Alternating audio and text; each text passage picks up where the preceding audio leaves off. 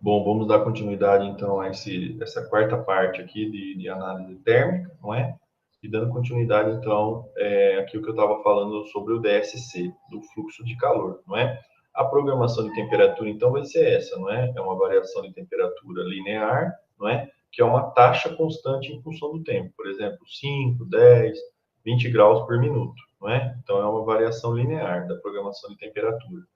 E aí, o que vai ocorrer na amostra? Caso haja um processo exotérmico, não é uma transformação exotérmica, ao invés da gente ter essa programação linear, a gente vai ter, num determinado evento, a liberação de calor pela amostra. Então, vai acabar mostrando esse excedente de temperatura da energia liberada durante a transformação exotérmica, não é? E se a gente fizer a remoção da chamada linha base, não é? A gente pode fazer como isso daí? Faz no cadinho da amostra uma primeira corrida só com o cadinho, sem a amostra. Então a gente vai ter a chamada curva da linha base, que seria só a programação de temperatura, porque o cadinho não vai mostrar nenhuma reação endotérmica e exotérmica nessa faixa de temperatura. Por isso que eles foram escolhidos como material de cadinho. E depois a gente faz uma segunda corrida com a amostra. E aí a curva que a gente tiver obtido, a gente subtrai a curva da amostra pela curva, né, da chamada linha base, que é o cadinho vazio. E aí, normalmente, se estiver em condições boas, realizar uma boa análise, às vezes a gente tem que repetir um pouco esse processo aí, a gente acaba tendo, então, a subtração da linha base e obtém uma curva aqui da linha base, né, subtraída já na horizontal, que seria o ideal para representar essa curva de DSC. E o pico sendo mostrado, né, o exotérmico, para cima. No caso, uma transformação endotérmica, a gente vai ter vamos dizer assim, o sistema, né, a amostra vai requerer uma energia para essa transformação, vai roubar calor do sistema e aí vai acabar registrando um déficit de temperatura em relação à programação inicial linear, não é? Então, a mesma coisa, a gente faz uma corrida de referência com o cadinho vazio da linha base, não é? No cadinho amostra, não no cadinho referência, faz uma curva do cadinho amostra vazio e depois uma segunda corrida, não é, com o cadinho com a amostra e subtrai a segunda da primeira, obtendo a curva com a subtração da linha base, não é?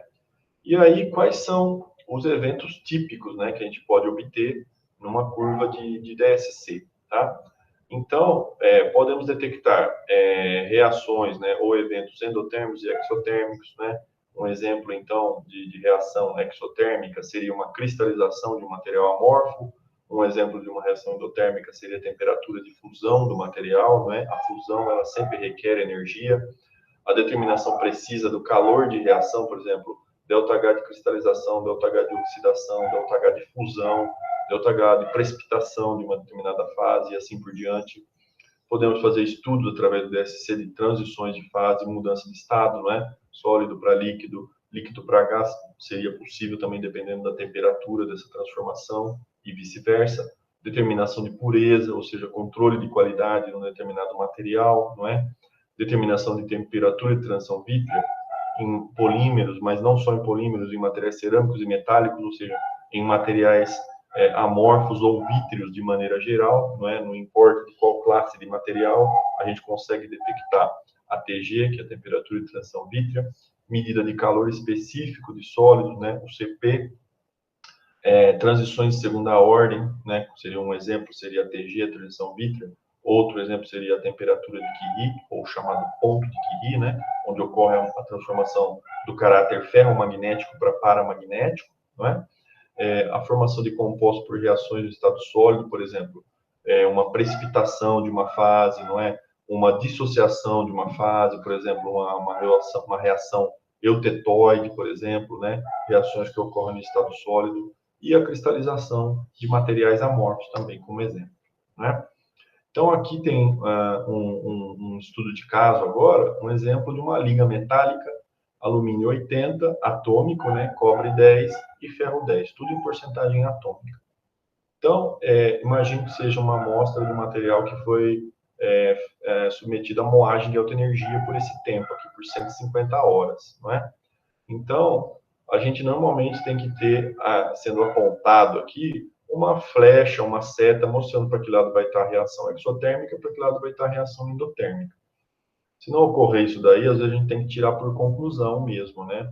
Por exemplo, na temperatura mais alta aqui, como é uma liga de alumínio, rica em alumínio, a gente pode concluir que nas temperaturas aqui em torno de 600 graus, 630 graus, são as temperaturas de fusão dessa liga aqui, né, que acaba ocorrendo numa temperatura mais baixa do que o alumínio puro, tá? Então, aqui estão as condições de análise, né? Temperatura de aquecimento 20 graus por minuto, aquecimento até 725, com argônio, a massa da amostra de 1,5 miligramas e o fluxo de argônio 30 ml, desculpa, né? Mililitros por minuto. E aí a gente tem, então, podemos imaginar que na moagem de alta energia acabou formando uma liga amorfa, alumínio, cobre e ferro, e que essas temperaturas aqui de picos endotérmicos, né? Não, desculpa, exotérmicos, então, para cima exotérmico, cristalização, do amorfo para o cristalino. Em temperatura mais alta, picos endotérmicos, né, de fusão, de diferentes fases aqui. Então, são 3 picos de cristalização, denotando que nós podemos ter cristalizados 3 fases diferentes ou mais, porque cada pico de cristalização se relaciona à cristalização de uma fase ou mais, certo? Cristalização de uma ou mais fases. Então, a gente tem pelo menos aqui 3 transformações, 3 picos de cristalização, e no final, a fusão de 2 fases diferentes, né, que ocorrem em temperaturas aqui também distintas, certo? Um outro exemplo aqui seria também de moagem de alta energia. Esse é um caso muito interessante, que faz a gente pensar aqui e refletir bastante sobre o que está acontecendo.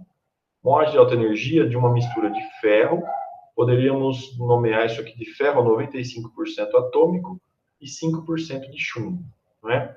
Então, no estágio inicial, que seria a curva em preta aqui em 0 horas de moagem, nós temos a curva aqui então em preta, e esse pico aqui vai representar o quê? A essa temperatura, em torno de 330 graus, a fusão do chumbo. Então, a gente tem uma parte da amostra, boa parte, na verdade, que é o ferro, e 5% atômico de chumbo. Então, o que está fundindo aqui nesse pico aqui em preto, aqui dessa cor, é a parte do chumbo, a fração do chumbo ali, 5% atômico, que está lá no material, não foi moído ainda, então a gente só tem os 2 pós dos elementos puros. É assim que normalmente a gente inicia uma moagem de alta energia, não é? Para formar uma liga. Começamos com os 2 materiais na forma de pó puros, certo? Então está mostrando aqui também que esse pico foi dividido por 5 a intensidade dele, porque ele deveria ser muito maior do que isso, né? 5 vezes mais intenso do que está sendo mostrado aqui. E aí, conforme vai passando o tempo, meia hora, 1h30, 2h30, a gente percebe, né, que até passar por 8 horas e o limite de 20 horas, que vai diminuindo cada vez mais a intensidade desse pico. Significa o quê, então? Que conforme aumenta o tempo de moagem de alta energia, você vai misturando o chumbo na rede do ferro. E dá a impressão que a gente tem uma solubilidade, né, do chumbo na rede do ferro. Por isso que vai havendo aqui uma modificação da temperatura onde ocorre a fusão desse chumbo restante, desse chumbo residual que vai ficando, mas lá na curva em vermelho a gente percebe que quase já não tem mais chumbo puro, né? E sim uma mistura, uma liga mesmo, nessa composição exata aqui em que os polos foram misturados, certo? Então a gente nem está monitorando o que está acontecendo aqui através do ferro, mas sim só da composição de chumbo que tem nessa mistura aqui, nessa liga, né? Essa liga ferro 95, chumbo 5, em porcentagem atômica. A gente usa também como padrões de calibração elementos puros, né? Que vêm ou já de fábrica, né? Com o equipamento, vêm com acessórios, né? Para a gente poder fazer calibrações em diferentes faixas de temperatura. Então, tem não só o ponto de fusão do material bem determinado, aqui com a precisão de uma casa decimal, né? Em graus Celsius, no caso do índio, estanho, chumbo, zinco e alumínio, né? Nessa faixa de temperatura de 150 até 660 graus por alumínio, e também os ΔH de fusão de cada um desses metais, não é? Em condições, vamos dizer assim, padrões, que o próprio fabricante já deve indicar em qual taxa de aquecimento que ocorre isso, a massa de amostra que tem que ser usada, todas iguais para essa mesma análise, certo? Então, é algo muito comum, que é muito utilizado, são os próprios elementos puros, metálicos, para poder fazer a calibração do forno, certo? Então, já falamos dessa questão do DSC com fluxo de calor e compensação de potência, não vou perder mais tempo com isso, né? Já falei um pouquinho anteriormente também mais sobre o DSC com fluxo de calor. Então, o DSC, através de compensação de potência, é onde o material e a referência são mantidos na mesma temperatura. Lembra que ele mantém a programação de temperatura linear, não é? Com aquecedores elétricos individuais. E os sensores, então, de platina, vão fazer a chamada compensação da potência. Se há uma reação exotérmica, está liberando calor, ele joga menos potência no aquecimento da amostra, né? E aí o software registra qual é essa diferença de potência que está sendo compensada, a menos ou a mais do que a programação original, para se manter uma curva sempre linear, né? De taxa de resfriamento ou aquecimento constante. Então, esse é o princípio de funcionamento de compensação de potência. E o fluxo de calor, como eu já mencionei anteriormente, não é? É uma mesma programação de temperatura para ambos, referência e amostra. Então, ele acaba só avaliando qual é o calor transferido, não é? Que aparece num pico a mais, no caso de transformação exotérmica, e um pico de déficit de calor, né? No caso de uma transformação endotérmica, certo? Então, já mostrei esse exemplo aí, desculpa que eu estou repetindo esse slide, e também já mostrei o que é uma curva típica de DSC.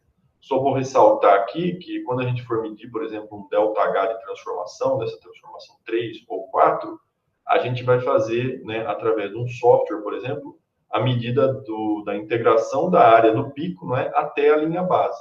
Então, é só a gente fala a área dentro do pico.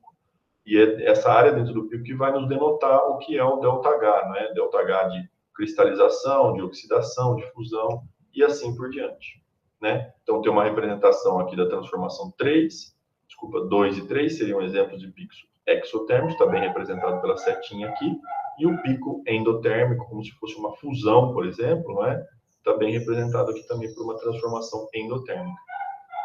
E existem as chamadas com transformação de segunda ordem, que é o exemplo da temperatura de transição vítrea, que é simplesmente uma mudança de linha base, né? Que é uma mudança também do calor específico, né? Ou mudança do CP do material. Então, não existe também esse tipo de transformação, que é uma mudança da linha base e não somente picos, certo? Então, aqui está sendo mostrado o exemplo do PET, né? Do polietileno tereftalato, e a transformação aqui, né? Desculpa, a temperatura de transição vítrea, que é a TG, que ocorre a 79 graus para esse material, né, para o PET. Depois, aumentando a temperatura, ocorre a chamada temperatura de cristalização, em torno de 164 graus. E essa seria a medida, né, do ΔH de cristalização, menos 31 joule por grama. Então, essa seria uma transformação exotérmica, não é? E a temperatura de fusão, 250 graus, e aí uma outra energia envolvida aqui também, de 31 joules por grama, certo? E essa condição aqui da aquisição dessa curva foi a 20 graus por minuto, tá? Então, um exemplo típico aí de uma curva de DSC para um material polimérico, nesse caso aqui, o PET, certo? Como que a gente mede, então, essas temperaturas, não é? De início de fusão, né? Temperatura de pico e de final da transformação. Então, por exemplo, aqui a gente tem um pico para uma determinada transformação, a fusão, por exemplo, não é? Então, como que a gente determina? Existem parâmetros diferentes, a gente tem que escolher qual que a gente quer. T1 seria o início da fusão. Então, vê que ele fica aqui mais ou menos no início do pico, tá? Em que ponto que ele aparece aqui? Eu não posso lá e do além acabar determinando isso daqui. A mudança de inflexão da curva é uma boa referência, então, não é? Ou o cruzamento da linha base, que seria essa linha pontilhada aqui na horizontal, não é? Com a tangente, não é? Que se forma aqui na elevação aqui do pico, certo? É uma outra maneira de determinar. Então, a gente tem que escolher um critério e ser fiel a ele e procurar determinar sempre através desse mesmo critério as transformações.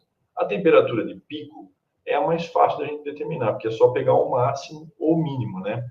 Então, o que representa isso? Não é a temperatura de início, mas é a temperatura de fusão da maioria dos cristais. Então, é o auge da transformação da fusão, onde ocorre a fusão da maioria dos cristais, mas não todos. E aí teria o final também da fusão, que a gente determina de maneira similar ao início, não é? E aonde a gente já tem a grande maioria, ou quase 100% dos cristais todos fundidos. Então, é daqui, na verdade, da temperatura 3, que a gente obtém a chamada T líquidos, quer dizer, a temperatura acima da qual todo o material está completamente líquido, certo? Então, a gente precisa ter claro o que a gente quer determinar. O início da fusão, a temperatura de pico, quer dizer, o auge da fusão, ou o final, que seria a temperatura T líquidos. Se fosse na solidificação, seria início da solidificação, temperatura de pico da solidificação, e a T sólidos, quer dizer, temperatura abaixo da qual todo o material está sólido. Então, a gente pode ver aqui, agora, o exemplo da determinação da TG. Então, é bom você ter claro qual é o método que você vai usar. Você pode usar um método das tangentes, não é? Que você pega a tangente da linha base, uma curva horizontal, e outra tangente aqui, mais ou menos paralela ao ponto de inflexão da curva. Essa seria uma maneira de cruzar as duas linhas e determinar qual é a TG, então. Outra maneira seria pegar exatamente o ponto de inflexão da curva, não é? Então, a gente só tem que ter claro qual é a metodologia que a gente vai usar. Desculpa, a segunda era a meia altura dos prolongamentos, a diferença entre as duas linhas base, e a terceira que seria a medida do ponto de inflexão. Então, a gente pode ver que seriam 3 temperaturas diferentes. Nós precisamos escolher qual metodologia, escolher uma, né, para poder determinar qual que vai ser o nosso padrão, que a gente sempre vai fazer igual para todas as amostras, tá? Nós já falamos, então, dos fatores que podem influenciar o resultado, né, que influenciam na curva, fatores instrumentais, como a taxa de aquecimento ou esfriamento, a atmosfera do forno, vazão do gás e o porta-amostra.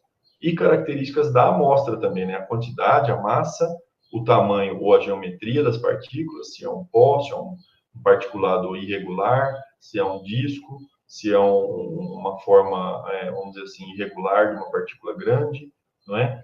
A condutividade térmica da amostra, não é? E a natureza da amostra também, quer dizer, o histórico de processamento, certo? Aqui a gente pode avaliar, então, o parâmetro que é a variação da massa da amostra. O que vai provocar de efeito, então, na curva de DSC? A gente pode perceber que, para esse caso aqui do índio, né, a 10 graus por minuto, um material metálico puro, quando a gente tem uma massa bem pequena de 0,6 miligramas, por isso que a gente fala que melhora a resolução da análise. A gente vê que o pico é bem alto, bem intenso, não é? E estreito, não é? Ele tem uma largura pequena. Então, quer dizer que a gente tem uma precisão um pouco maior na hora de medir a temperatura, porque esse pico é mais estreito. Mas, mesmo assim, nós vamos ter uma temperatura de início da transformação, que vocês podem ver que não muda com a massa, e a temperatura de pico. E essa sim muda, né? A temperatura de pico, conforme a gente vai aumentando a massa, vai retardando, vai mudando essa temperatura de auge da fusão, não é? Para temperaturas maiores, tá? Então, é uma maneira talvez segura da gente avaliar a temperatura de fusão do índio, seria a temperatura de início da fusão. Porque se a gente variar a massa, a temperatura de pico vai ser diferente para cada taxa que a gente usa. E a temperatura de final da fusão também vai ser diferente. A gente acaba provocando um delay, não é, da temperatura final de fusão aqui, porque a gente tendo uma amostra maior, ela começa a aquecer no exterior, mas a parte interna dela não está naquela mesma temperatura. E aí a temperatura, a programação de temperatura continua subindo a temperatura, até que chega um momento que o núcleo atinge aquela determinada temperatura de fusão. Mas a parte externa, que já está líquido, já está numa temperatura bem maior. Então é isso que pode acontecer, haver esse atraso, não é? E um aumento aqui da largura do pico, tá? Então é isso que acontece quando a gente aumenta a massa da amostra, tá? Agora aqui também, para essa fusão do índio, né, pegando a mesma característica, a variação da taxa de aquecimento. Então, a gente vê aqui que uma taxa de aquecimento de 2 graus por minuto vai ter uma melhor resolução da análise, que significa um pico mais estreito. Mais uma vez, a temperatura de início não se altera tanto, e a temperatura de pico vai mudando, né, vai aumentando conforme a gente aumenta a taxa de resfriamento. E além de aumentar a temperatura de pico, ocorre também um aumento aqui da largura do pico conforme a gente aumenta a taxa de aquecimento, certo? Então, faixa de taxa de resfriamento menor, melhor resolução, mas o pico tem menor intensidade. E maior taxa de resfriamento, a gente tem mais sinal. Então, se for uma transformação muito sutil, às vezes vale a pena aumentar a taxa de resfriamento, mas a gente acaba perdendo em resolução, tá bom? Aqui mais exemplos, então, da variação da taxa de aquecimento. Então, aqui é para sacarina, não é uma amostra de sacarina. e uma taxa de aquecimento baixa, a gente tem picos com melhor resolução, mais estreitos, mas uma intensidade baixa do sinal. E a gente percebe que o que parecia ser uma única transformação aqui em baixa taxa, com taxas maiores, né, de 10 ou 15 graus por minuto, acaba transformando isso em dois picos. Né? A gente consegue observar isso daí, talvez de maneira um pouco mais nítida, até a taxa de 20 graus por minuto. Em 40, a gente já começa a perder um pouco essa transformação de novo. E aí, a 40 graus ocorre um outro evento, que é a separação em dois picos, para uma outra faixa de temperatura.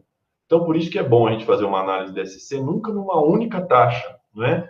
Faz pelo menos numa taxa baixa e numa taxa alta, né? Próximas dos limites, né? De taxa de aquecimento ou resfriamento do equipamento. E procura avaliar se ocorrem eventos diferentes para diferentes taxas de aquecimento ou resfriamento. Um outro exemplo está aqui numa amostra de polietileno, né, do material polimérico, para 20 graus por minuto, ocorre a formação de dois picos, não é? E para uma taxa maior, como a gente fala que acaba aumentando a intensidade do sinal e um alargamento do pico, eles acabam sobrepondo, então, nessa maior taxa de aquecimento, sobrepondo os dois picos que havia anteriormente. Então, a gente mascara uma das transformações, né? Pode ser uma análise enganosa, a gente achar que é um único pico aqui de transformação, quando, na verdade, a gente tem dois picos que ocorrem numa taxa de aquecimento menor. Por isso que é muito importante a gente fazer um estudo prévio anteriormente, procurando na literatura e etc. Senão a gente tem que testar em diferentes taxas de aquecimento e resfriamento. Certo? Então, eu já falei um pouco dessa parte aqui, então, da influência dos parâmetros, e vou parar esse tópico por aqui, né, e deixar para uma última parte aí, eu imagino, né, para fazer essa finalização do tópico de análise térmica, tá? Então, eu vou parando por aqui, pessoal.